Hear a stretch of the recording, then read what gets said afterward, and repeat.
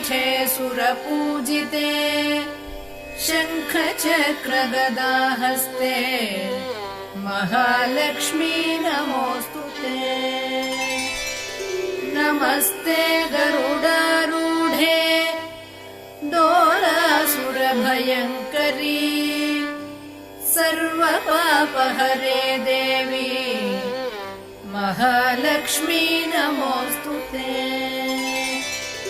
सर्वज्ञे सर्ववरदे सर्वदुष्टभयङ्करी सर्वदुःखहरे देवी महालक्ष्मी नमोऽस्तुते। सिद्धिबुद्धिप्रदे देवी भुक्तिमुक्तिप्रदायिनी मन्त्रमूर्ते सदा देवी महालक्ष्मी नमोऽस्तुते।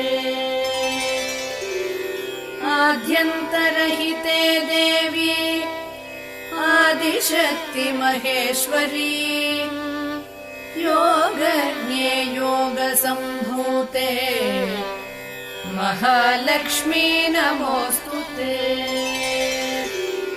स्थूलसूक्ष्ममहारौद्रे महाशक्ति महोदरे महापापहरे देवी महालक्ष्मी नमोऽस्तुते। पद्मासनस्थिते देवी परब्रह्मस्वरूपिणी